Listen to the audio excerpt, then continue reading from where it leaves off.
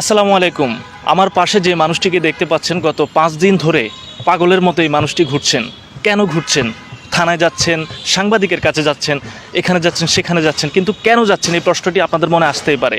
আমার পাশে যে মানুষটি আছেন তিনি হচ্ছেন বীরেন্দ্র বর্মন। কাহিনীটা কি? কাহিনীটা হচ্ছে তার শুরুর থেকে বড় করছি নিজের সন্তানের মতো, ফুলে করে মানুষ করছি। সে সে আমার একটা কষ্ট, আমার বউরে নিয়ে যে তুমি লয়ে দেবে গা। এখন প্রশ্ন করতে পারেন যে এই মানুষটি কেন ৫ দিন ধরে পাগলের মতো ঘুরছেন। এই মানুষটির আপন ভাগিনা তার বউকে নিয়ে পালিয়েছে। ঘটনাটা খুবই হাস্যকর এবং খুবই বিষাদময়। আমার পাশে যে বাচ্চাটিকে দেখতে পাচ্ছেন, যে ৩ বছরের বাচ্চা, তার মাকে আজকে ৫ দিন থেকে সে দেখতে পারছে না, তার মাকে মা বলে ডাকতে পারছে না। আমি যদি তার সাথে একটু কথা বলি, এই যে আপনার ওয়াইফ আপনার বাচ্চাকে, ৩ বছরের বাচ্চাকে রেখে পালিয়ে গেছে তা আপনার ভাগিনার সাথে, এই যে একটা বিশ্বাস, ভাগিনা মামা মামি একটা সম্পর্ক একেবারে তোলপাট করে দিয়ে গেছে। আজকে ৫ দিন ধরে মানুষটি ঘুরছেন, এই বাচ্চাটি তার মাকে মা বলে ডাকতে পারছেন না। আমি অপেক্ষা করাবো না, তার সাথে একটু কথা বলি যে এই যে কেন গেল বা কি অপূর্ণতাটা ছিল, যদি একটু বলতেন। মনে করেন এখানে তো কার্য না ধরবো না, আমি তো এগুলা মনে করেন আমি জানি না। বাগনা সম্পর্কে আপন বাগনা আসছে বেড়ানির দেখে সম্পর্ক হয়েছে কি নাই আমি জানি না। আমি তাকে আমার অফিসে এগুলা নিয়ে আমি তো এটা তো মনে করেন নিজের বাগনা আসে আমার পরে তো মনে করেন এগুলো আমি জানি নাই। এইসব ঘটনা লয়ে পারে। আপনি কি কখনো সন্দেহ করেছেন যে আপনার ভাগিনা আপনার বউয়ের সাথে কোনো ধরনের সম্পর্ক ছিল? এগুলা আমি জানি না, কিছু জানি না। এগুলা জানি না কারণে হঠাৎ করে এখন লয়ে গেল বাগায়া এইগুলো আমি। আচ্ছা, ঘটনাটা কিভাবে হয়েছে যদি একটু বলতেন। ঘটনাটা সূত্রপাত থেকে বা আপনি কিভাবে জানলেন যে আজকে আপনার ওয়াইফ আপনাকে ছেড়ে চলে গেছে, এটা কিভাবে জানলেন? ওইভাবে জানি মনে করেন আমার যে বেলা যায়, যাওয়ার পরে আমার একজনে কইছে তো আমার বাইকনার সাথে নিয়ে গেছে, মানে বান্ধবী বাইক নিয়ে আসছে, বাইক নিয়ে আসার পরে লয়ে গেছে গা। এগুলো আমি জানতে পারলাম, আমার বোনের ফোন দিলাম, বললাম তোমার ছেলে কই?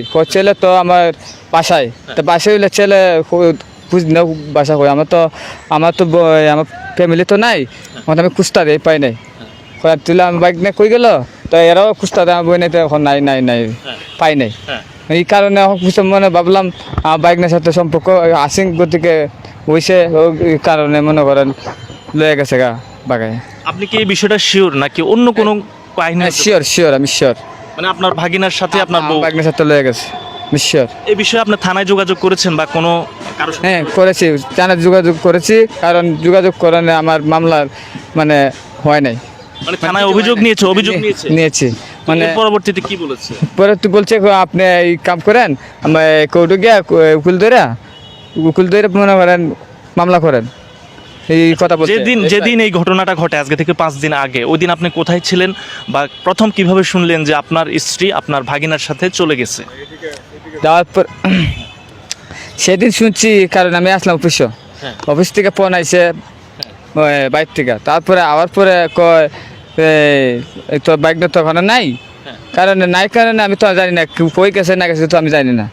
তা তোর বউ কই আছে? আমি বউ তো মনে করেন বাসার, তুই ওটা তো দূরতে দেখি বাসাত নাই, কেউই নেই, কেউরে পাই নাই। ওই কারণে আমি ভাবছি আমার বাইক না ছাড়া কেউ নাই, বাইক না আমি জানতে পারছি।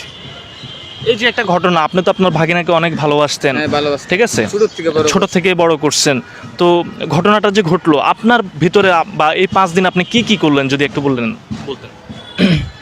5 দিন ঘুরে মনে করেন আমি ঘুরতা দিই, পাই নাই। ফোন ধরে নাই, ফোন ধরে আমার বাইক না, ফোন ধরলেও কথা কয় নাই, দেলায় আমার বউয়ের কাছে দিলে বউ তো আমার আমি ফোন দিছি, ফোন ধরে নাই, বাইক নিয়ে ফোন ধরে নাই কারণে দিলে বউ তো আমার কোনটা বাইক খাইতে যোগাযোগ হয় না ভালো মতো। এই কারণে আমি ভাবছি মনে করেন বাইকটার সাথে আমার বউ গেছে। মানে এর থেকে আপনি সন্দেহ করলেন যে ভাগনার সাথে? সন্দেহ করছে আমার বাইকটার সাথে গেছে। দেখেন বিষয়টা কতটা মর্মান্তিক বা বিষয়টা কতটা অনেকের কাছে এটা হাস্যকর হতে পারে, অনেকে হাহারি এক দিবেন, বিভিন্ন ধরনের বাজে কমেন্টস করবেন, কিন্তু বিষয়টা আসলে মর্মান্তিক।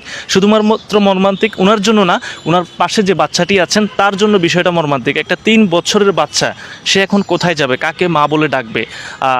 এই সন্তানের কিভাবে যত্ন নিচ্ছেন আপনি? আমি তো অফিস ছুটি চাইরা মানে 5-6 দিন তো ডিউটি করি নাই, না করে না মনে করেন আমি এখন পোলা নিয়ে আমি ব্যস্ত আছি বলতে কি আমি এইদিকেও ব্যস্ত আছি, আবার আমার ওয়াইফের লেগে ঘোরাফেরা করতে দিই 4-5 দিন ধরে পাই নাই, খুঁজ পাই নাই।